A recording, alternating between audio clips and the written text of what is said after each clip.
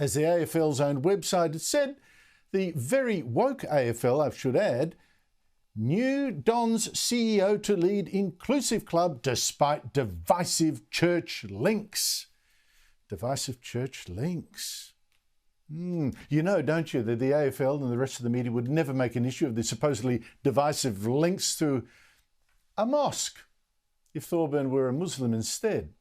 And you know that because look how gentle the AFL and journalists were with the Muslim player in the Women's League who refused to wear a gay pride jumper because of her faith.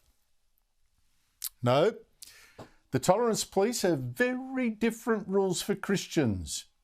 The diversity police want every kind of diversity except Christians. And boy, did they go for Thorburn and forced him this afternoon to quit. Forced the Christian to resign. What a disgrace and what hypocrisy. You see, Thorburn is the chair of the City on a Hill church, which, oh dear, has a post on its website of an old sermon that says abortion, the killing of a fetus, is murder, which, by the way, has also been the position for many, many centuries of the Catholic Church and other Christian denominations. And that sermon says, whereas today we look back at sadness and disgust over concentration camps, future generations will look back with sadness at the legal murder of hundreds of thousands of human beings every day through medicine and in the name of freedom. And another sermon says, well, sex outside marriage is bad and therefore gay sex is bad. Not being gay, they don't say being gay is bad, they say having gay sex is bad.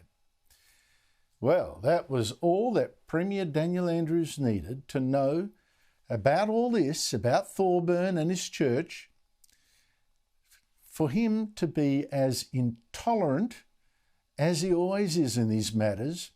Intolerant because Thorburn isn't as hip as Daniel Andrews about aborting babies or fetuses.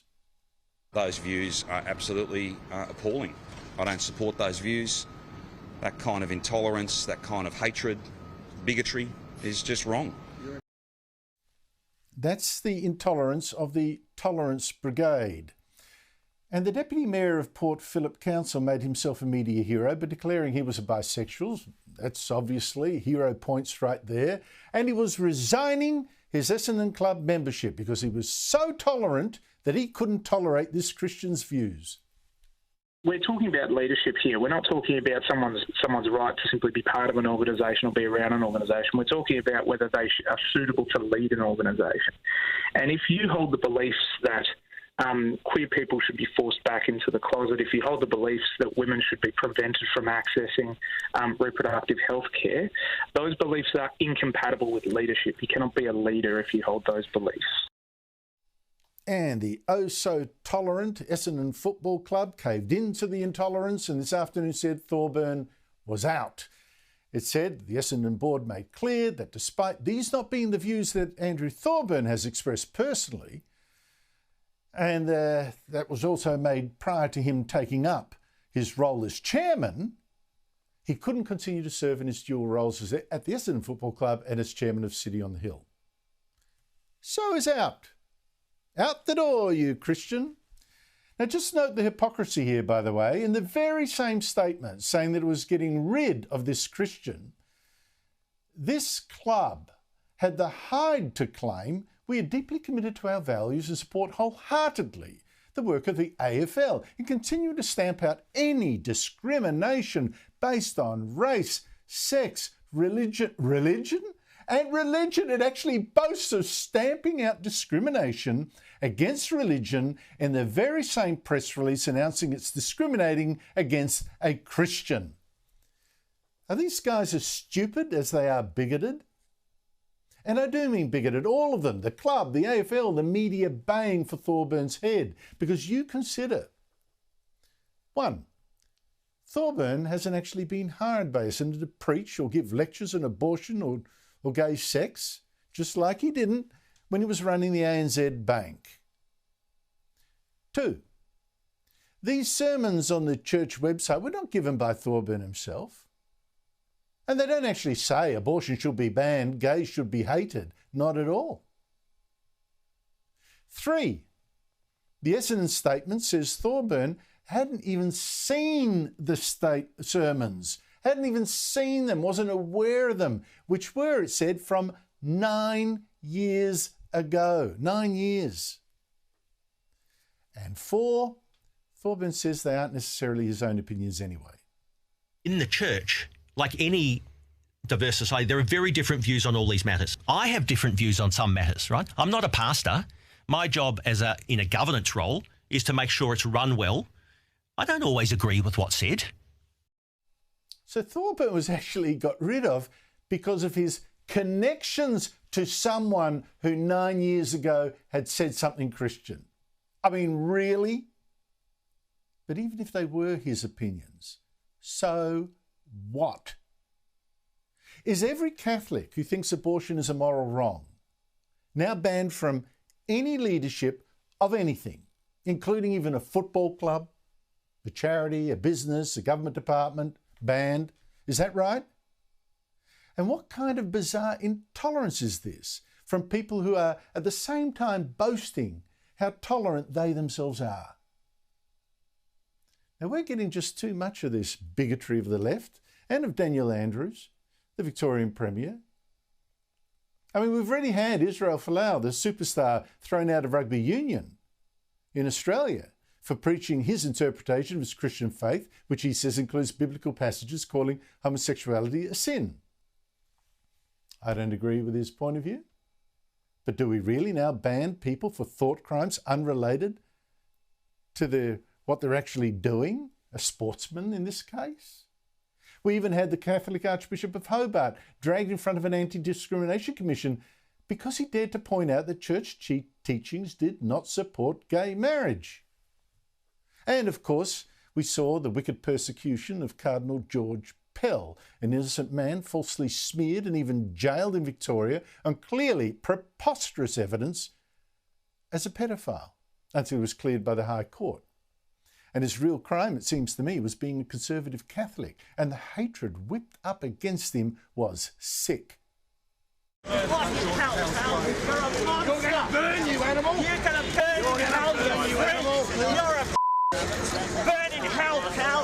Burn in hell, pal! You're an absolute modern! You're a pedophile, you... And of course, Premier Daniel Andrews, he was there feeding it. It was his police who charged Pell with a whole range of offences against 9 people, every single charge of which was so stupid they failed. It was the judges of his state who unfairly kept the highest-ranking Catholic in Australia in jail until the High Court stepped in. And Andrews, meanwhile, damned anyone showing Pell Christian mercy, damned former Prime Minister Tony Abbott, a Catholic, for even quietly visiting his old friend in jail. This is the tolerance of the intolerant Daniel Andrews to Abbott's visit. Shameful, frankly. Absolutely shameful. I'm just visiting a friend. Well, if you want to go visiting convicted child sex offenders, then surely you would think for a moment that this is something that's bigger than you and him and your friendship. And I apologise on his behalf, if he won't, to every victim who would have been traumatised to see the former Prime Minister of our country visiting a convicted child sex offender.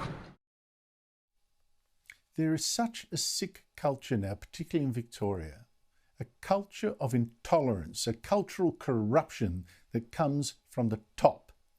What you saw in the last 2 clips I showed is what's going on. In the name of tolerance and justice, many people are actually enjoying the excuse to bully and abuse and be as intolerant as the Spanish Inquisition. And we saw exactly that last weekend, for instance, when left-wing protesters claiming to be fighting for tolerance tried to storm the Conservative Political Action Conference in Sydney to stop it going on, and physically confronted people, even women, trying to get in and out of the building. And when one of the speakers, Nigel Farage, politely tried to discuss their differences with one protester, check out the moronic abuse from someone claiming to be more tolerant. Far-right scum like yourself, anti-racist, anti-queer, people who want to organise as the far-right, people who want to have conferences like this where you can talk about how you're going to smash women's rights. I think you should get out of Sydney. Racist, bigots, anti-queer, fascists are not welcome here.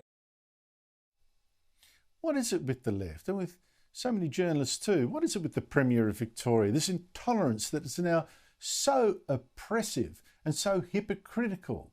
They are so tolerant, they cry. They're so tolerant. Looking in the mirror, I'm so tolerant. As they try to cost a man his job for being a Christian, for knowing a Christian pastor. They are so tolerant, they cry. As they attack even me in the street, they send me death threats, or they come to my home to threaten or intimidate me or my family. They're so tolerant that I can actually feel it. What has happened now to Andrew Thorburn is a disgrace. It is a disgrace. A man whose church is against abortion is persecuted, while another man who publicly uses a sex toy on his girlfriend in a restaurant, a remote-controlled vibrator, is our Australian of the Year, without a word of protest. Here's a great guy, because we're so tolerant, you see. Except to Christians, of course, they can go to hell. And the left has now made sure that Thorburn knows what hell feels like. Those devils.